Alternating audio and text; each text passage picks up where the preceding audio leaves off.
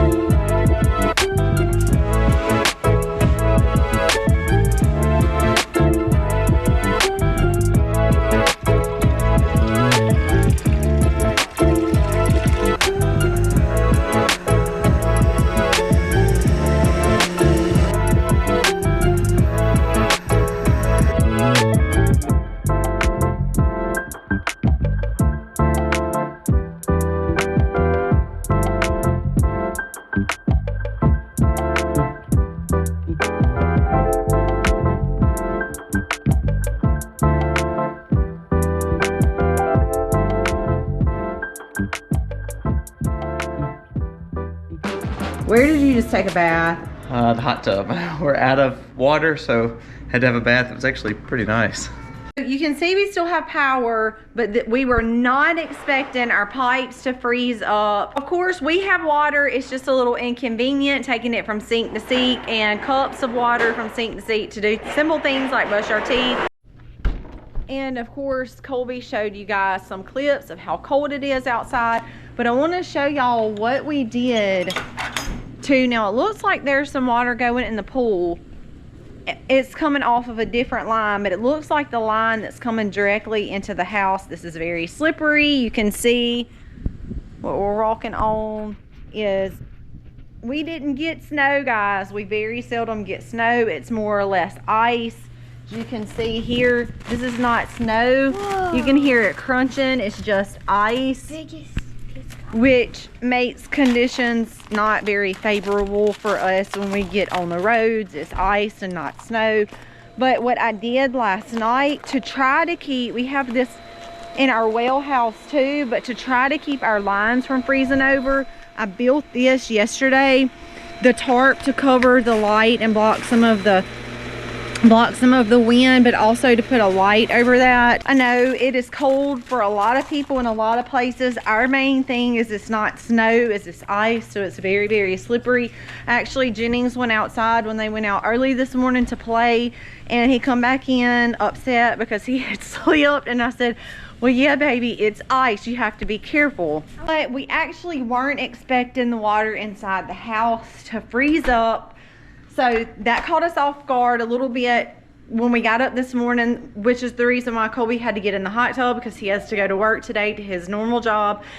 And we had power but no water. So that is what happened. Our pipes froze up and we don't have water. We don't have convenient water, but we have water. It just makes it a little bit more inconvenient, but we can survive. We will be just fine.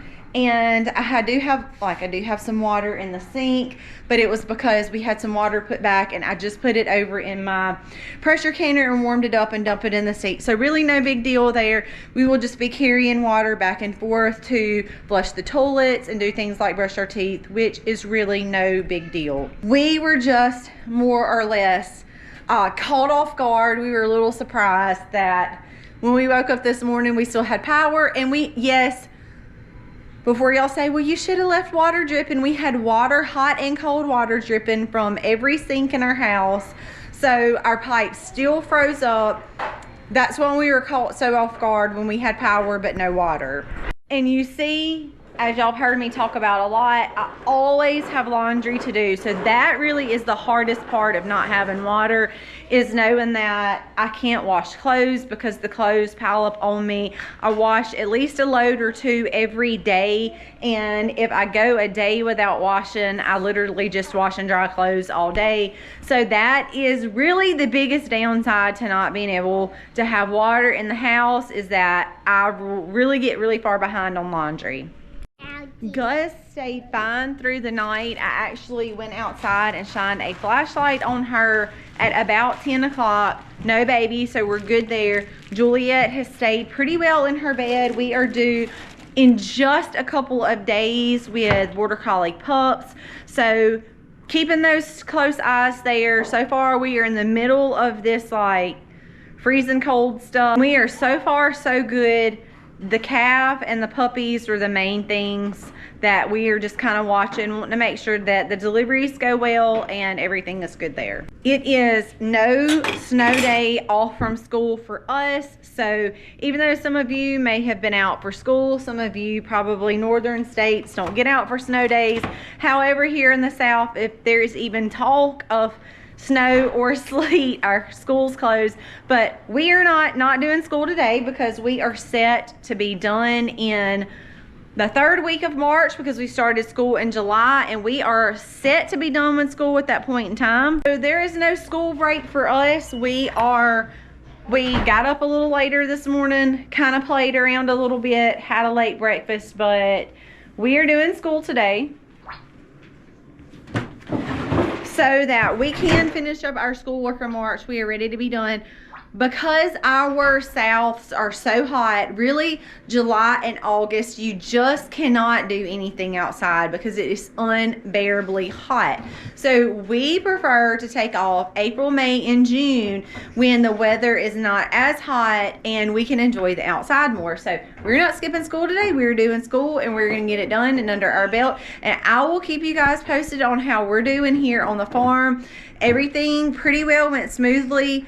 I am hoping that it will warm up enough. It is supposed to warm up to 31, Harley, so that is, you know, obviously right below freezing, but I'm hoping that we can at least get enough water in here today to get some clothes washed and dried. Otherwise we'll be okay. It's supposed to be down to 10 tonight, which I know a lot of you guys are getting a whole lot colder weather than us. We are just not used to this. I cannot tell you the last time probably in my lifetime that it has been down to 10 degrees. We've had some pretty similar weather last year, but it was not with the ice. The cold weather had pretty much moved through. It rained and then the cold weather kind of come in after that. Last night it kind of all come in together, the rain and the cold at the same time. Hence the reason why we have ice absolutely everywhere. But I'm hoping that some of that will at least defrost. I don't know, it's gonna kind of be one of them slippery slopes because the temperature's not really supposed to get over freezing, but you know, obviously they're not always right on that. So I'm hoping that it will get just a little above freezing so that we can wash and dry some clothes, get caught up on some dishes and stuff like that before it drops down to 10 tonight. But we'll keep you guys posted. I hope that you guys weathered this well, and I know every place presents its own challenges, but I hope you guys at least stayed warm and weathered it pretty well. All right, y'all hear that sound? That is the sound of water. So this is what we did. We took a little buddy heater out to our well house and left it out there. Thankfully, it defrosted the well house. We had a heat lamp on out there, but apparently it wasn't enough heat and those pipes froze over. So I'm filling up tubs and snail. We'll do it again later this afternoon when the temperature starts to drop. So we'll be a little bit more prepared with having just readily available water and not having to pull it out of our jugs, which is where we keep our prepared water. What I'm gonna do a little bit later this afternoon is, obviously we don't need to leave the heater in there all through the night. So Aiden and I are gonna go put at least one more heat lamp over in that well house to help build the heat a little bit better, and hopefully that will help keep the well house from freezing up again when the temperature drops to 10 tonight. So we're gonna do that in just a little while, but for right now I'm gonna fill up a tub and I'm gonna fill up the sink just in case and get a load of clothes going so that I won't get so far behind on the laundry.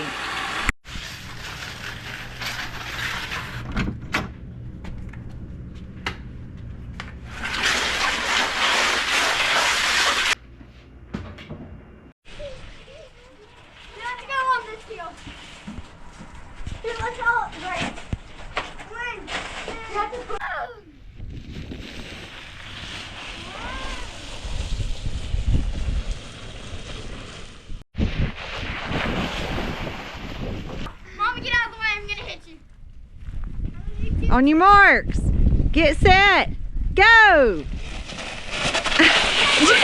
Jen, you gotta get on the board!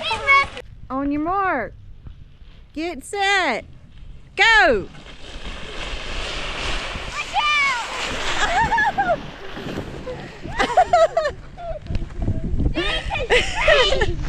How did it get?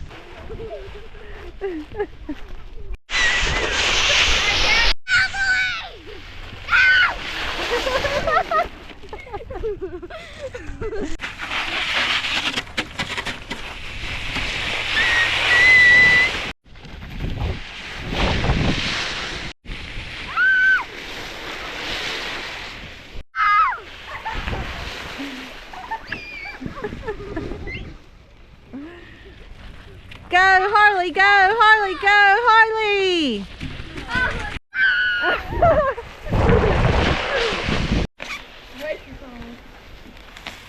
Kind of hot.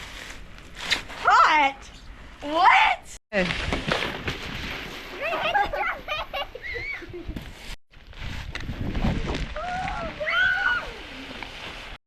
That hill has been a source of fun during snow and ice for many years now. It's a big hill and the kids absolutely love being out there on that hill.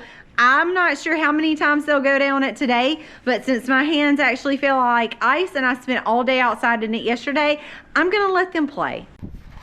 Oh my God.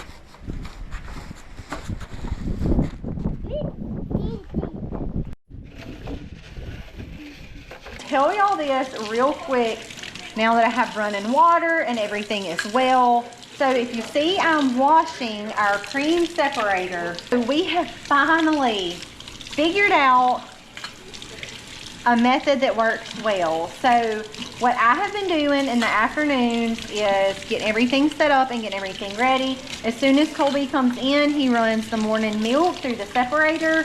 I was able to adjust the piece to make our milk thinner and not quite as thick. It has worked very well doing it that way. I showed y'all this last time. This little piece right here is what adjusts the thickness of the milk. So we have finally got it set to what works. I clean the thing. Colby leaves it in this big container of hot water for me. I clean it every day and get it all dried and all set back up. So we're kind of like splitting the chores in a sense. Colby milks the cow and runs the milk through the machine, and I come in and wash it all, get it all taken apart, get it all washed dry, all set back up and put together for the next morning. And I'm so excited because here is what is next on my agenda. Now that I have only cream, and it is a thicker cream, the first cream, the cream that y'all actually saw me do, that we ran back through when we pulled the machine out for the first time, what y'all actually saw, that cream was so thick. The consistency of it was so thick that when I put it in the refrigerator, it immediately turned to a cream cheese state without any help whatsoever. So that was way too thick. But now we're able to get the cream off. It is much thicker than what I can do just skimming cream off of the top, because I'm not getting any traces of milk in this cream, which is going to help my cream cheese and sour cream set up better. That is the real reason we have this machine. If I'm just making butter, I can take the cream off of the top, and that allows me to still make butter. If I have any milk in the butter, it's okay. I wash that out. Anything left over goes in the refrigerator and we use it in all of the cooking, so absolutely nothing goes to waste. But when I'm making cream cheese and sour cream, of course, you know, there's a big consistency thing there. I have made sour cream before, but it was very, very loose, and I wanted more of like a yogurt consistency or something that would be comparable to the store. And really, in my opinion, the only way that I've been able to do that is likely going to be with the machine, because all of the times that I've made it before has been way too loose, just skimming the cream off.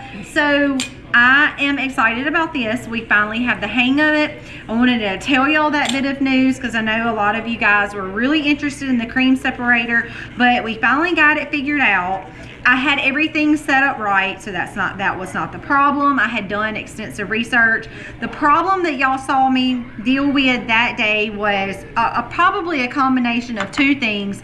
One, my milk was not warm enough, and two, the main problem was adjusting the thickness of the cream, and I had it set for way too thick. So now that we have used it several times and have kind of figured out the machine. But I hope y'all enjoyed today. We did have an eventful this morning with a little bit of unexpected happenings there, and the no water with the pipes freezing over. But I think we've got that handled tonight. We're gonna put an extra heat lamp out there in just a little bit because the sun is beginning to set. I hope you enjoy tagging along in this video. God bless, and as always, happy homesteading, y'all.